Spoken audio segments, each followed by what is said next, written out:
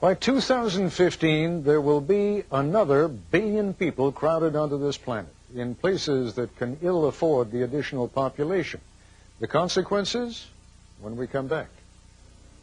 Over the next 15 years, the CIA projects that the world will see a population explosion concentrated in poor urban areas and mass migration of people from less developed regions to the West.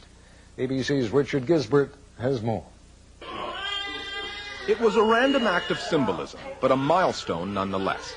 On October 12, 1999, the United Nations declared that this baby born in Sarajevo was the 6 billionth person on Earth. Now consider this. Before that child turns 16, there will be another billion humans on the planet.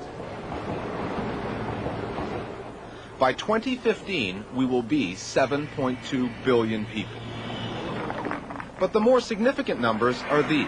95% of the population growth, that's 19 out of every 20 additional people, will be in the developing world, in the kinds of countries that often cannot cope as it is. Another 300 million in India alone, soon to become the second country to go over a billion. Just this week, India saw the largest human gathering in history. 70 million people sharing in a Hindu ritual. The swelling population will accelerate the human migration for economic reasons from rural areas to urban. There will be more megacities like Cairo. In 1950, 2 million people lived here. By 2015, it will be 14 million. Everything that's required for urban life has to be doubled, tripled, quadrupled in a very short period of time. And those are the settings in which you can get lots of political turmoil. Those are ripe conditions for more of the kinds of conflicts the world has seen ever since the end of the Cold War. One ethnic group against another.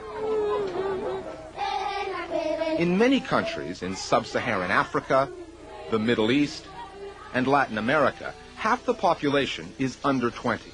Too many people who come 2015 will be looking for too few jobs. That's destabilizing too. So millions of people will try to come here, the first world, and they will find that in most places they're not welcome. Which is ironic because the developed world can use more young blood. Birth rates have declined, the elderly are living longer, and with too few people paying into pension and healthcare systems and too many drawing from them, something will have to give. If you think the world is a crowded, complicated, and hazardous place now, just wait until this child turns 15. For Nightline, I'm Richard Gisbert in London.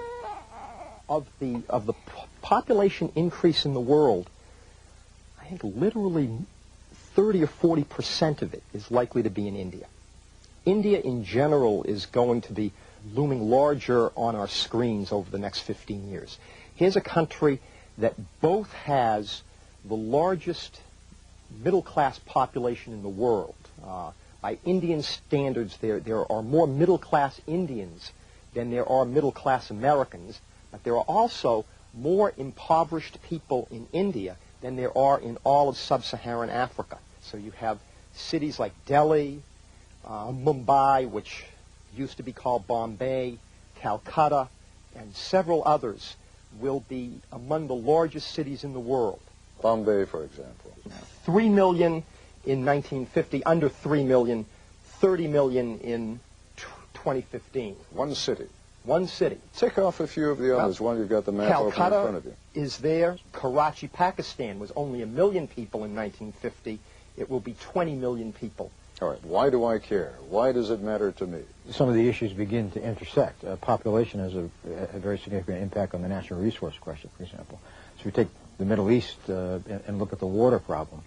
Increased urbanization puts further stress on limited natural resources, and then you start getting into the intersection with economics also, and then issues of violence and terrorism, and it all begins to connect. India, China on the rise, Russia on the decline. They all have highly unequal distribution of political and economic power within their societies. And if any one of them, or more than one of them, were to break apart or to have high levels of instability, it's very hard to predict in those circumstances what the follow-on effects would be. Where you don't have effective government, where you don't have the rule of law, where you don't have the ability to make the investments in sewers, in public transportation, in schools, in healthcare facilities, there, urbanization could be a very scary phenomenon. And if I could just interrupt us for a moment, we'll have more when we come back.